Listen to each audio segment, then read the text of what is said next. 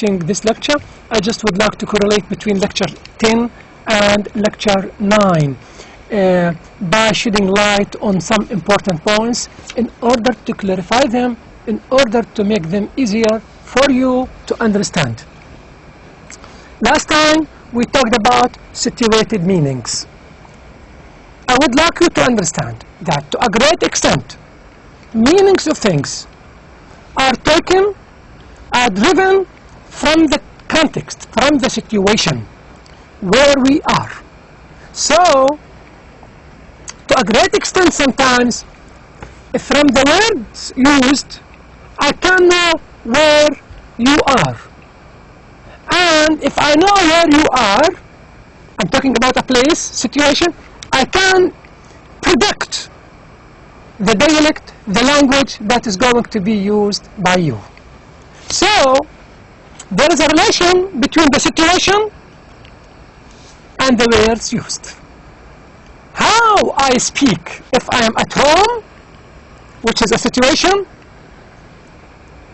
differs from how I might speak if I am in the corridor of my department, English department. So, the domains, Ferguson called them domains.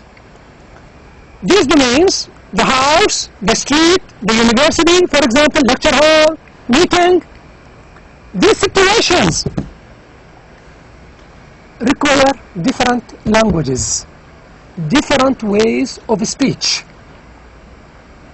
So, sometimes we might say, from the situation, and I can predict the language that is going to be used, the words that are going to be used. If I know the words that are used, I know where you were. This, in other words, as if I want to say, the situation mirror the words that are going to be used, or the words that are used mirror the situation where we are in. Or, to use another word, the situation reflects the words that might be used. The words that are used might reflect the situations where we were. In other words, we are talking about a reciprocal relation between the situation and the language used, the words used.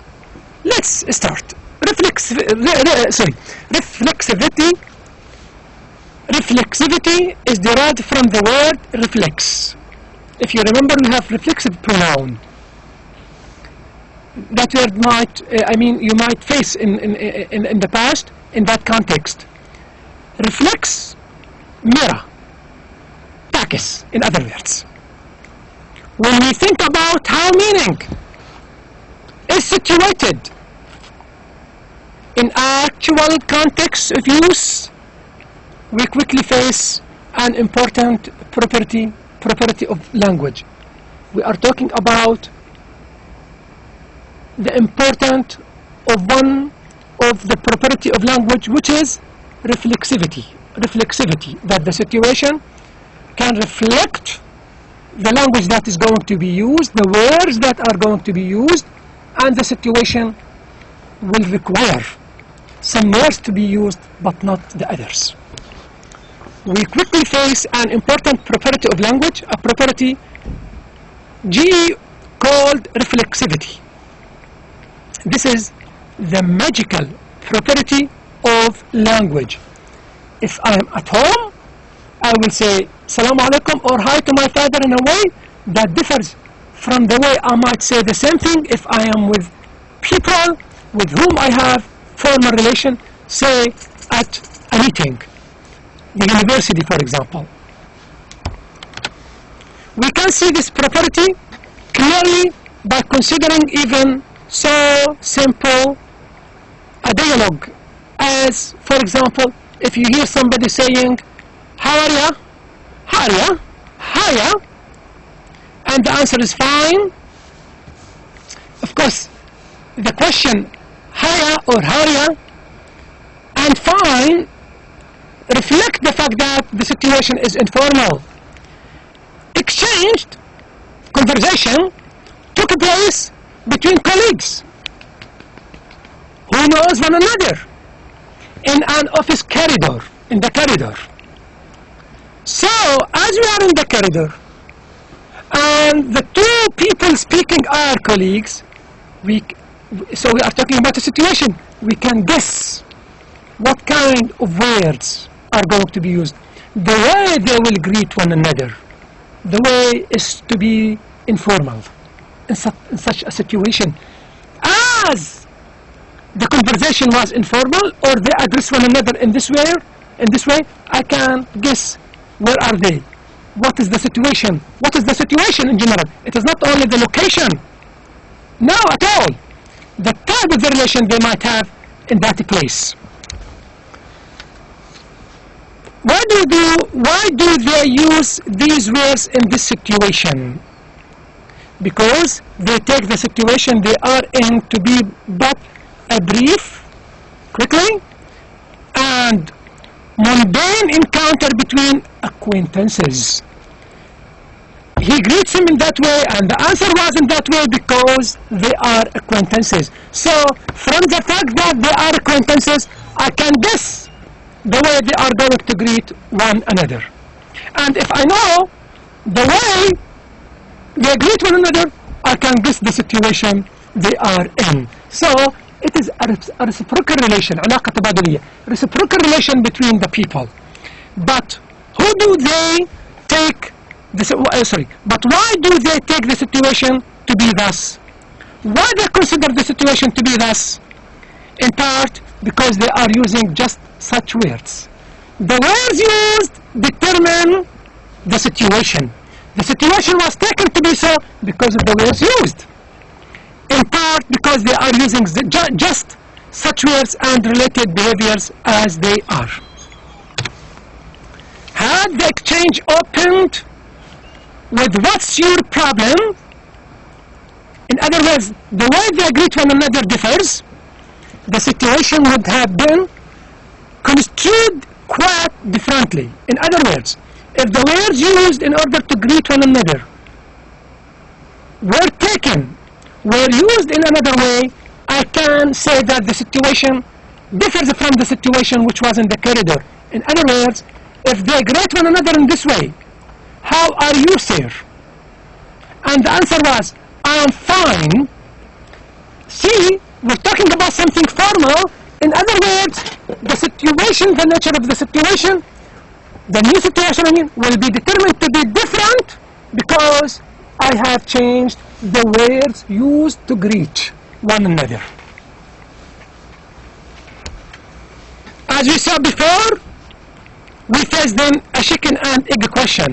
In other words, which comes first, the situation or the language? In other words, the situation determines the words to be used, or the language or the words to be used or used determine what kind of situation I am in. This question reflects, what is the word reflects? An important reciprocity. Reciprocity derived from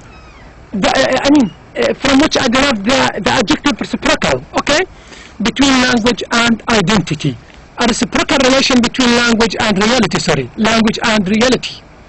Language simultaneously reflects reality, reflects the actual relation found between you and the interlocutor, the real relation between you and the people with whom you are talking. This is very much important, by the way.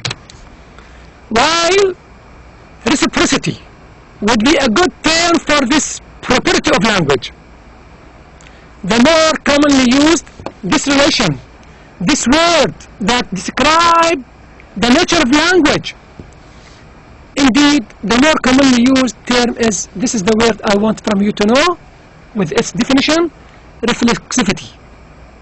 Reflexivity is the one I wanted, in the sense of language and context being like two mirrors. Reflects one another,